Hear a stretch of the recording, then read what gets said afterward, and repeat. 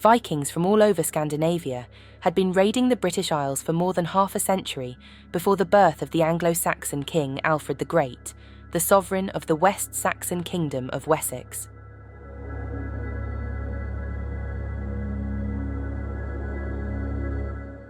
The arrival of a Danish Great Army in East Anglia in 865, however, marked the start of a new, more concerted phase of Viking attacks on Britain.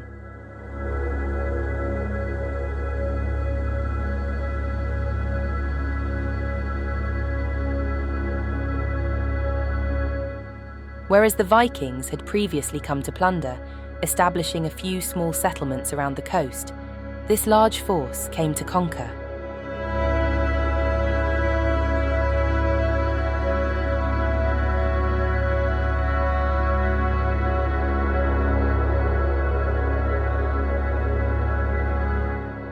Only Alfred's victory at the Battle of Eddington on May 6 the 12th, 878, saved Anglo-Saxon independence.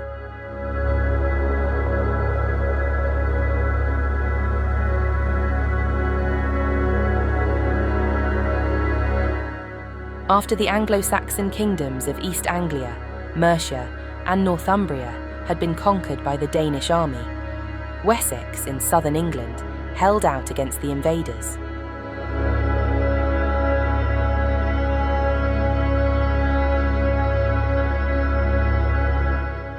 Alfred, only 22 years old, came to the throne after his brother, King Ethelred I, was killed fighting the Danes in 871.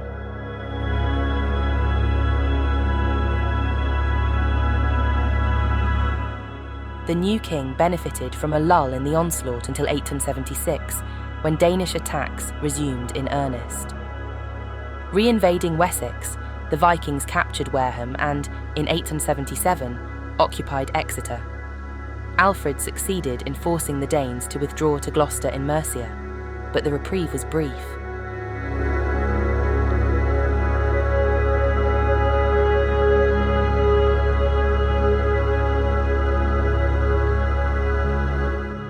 In January 878, under their leader Guthrum, the Danes struck back with a surprise attack against Alfred at his winter fortress at Chippenham. The king was lucky to escape, taking refuge with a handful of followers in the depths of the Somerset marshes at Athelney. There, he built a fort that he used as a base for guerrilla warfare while building up his forces.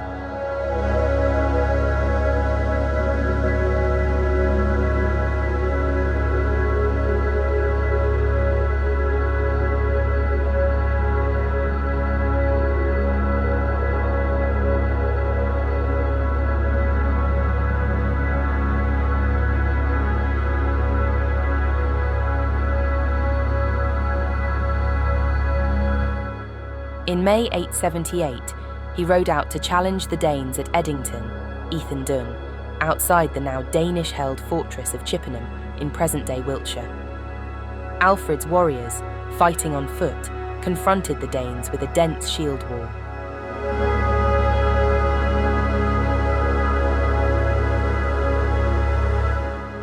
The battle raged until, in the words of his biographer Asser, Alfred overthrew the pagans with great slaughter, and smiting the fugitives, he pursued them as far as the fortress.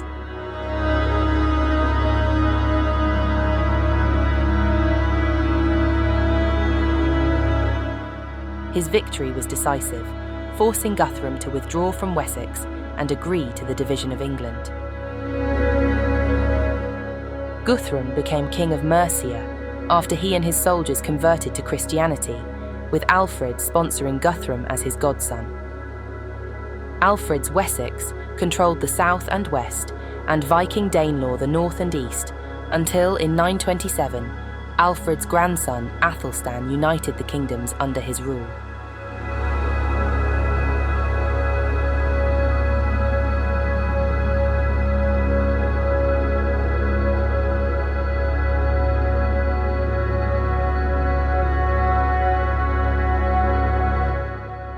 Three weeks after the battle, Guthrum was baptised at Aller in Somerset with Alfred as his sponsor.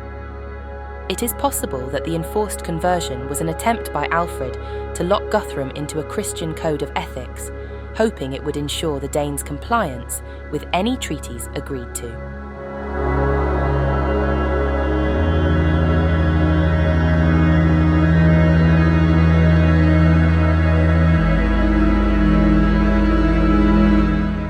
The converted Guthrum took the baptismal name of Athelstan.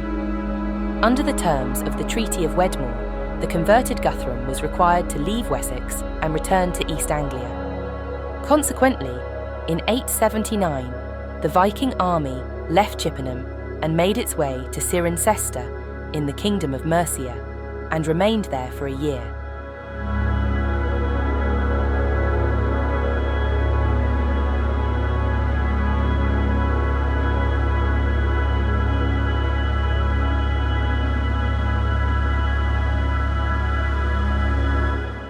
The following year, the army went to East Anglia, where it settled.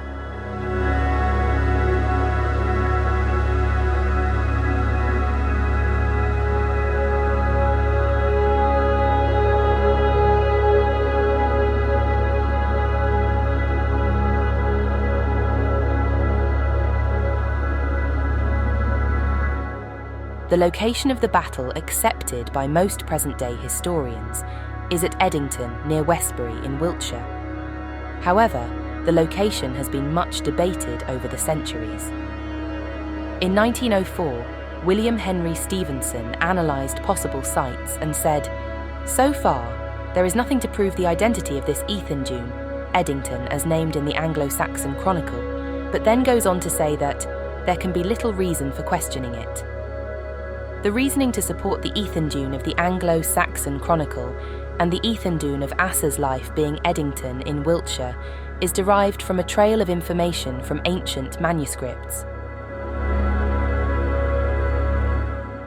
Eddington, Wiltshire, is known to have been part of Alfred's family estate. He left a manor called Ethandune to his wife in his will. A charter records a meeting of the King's Council at Ethandune, although a later scribe has annotated the same document with Ethandune.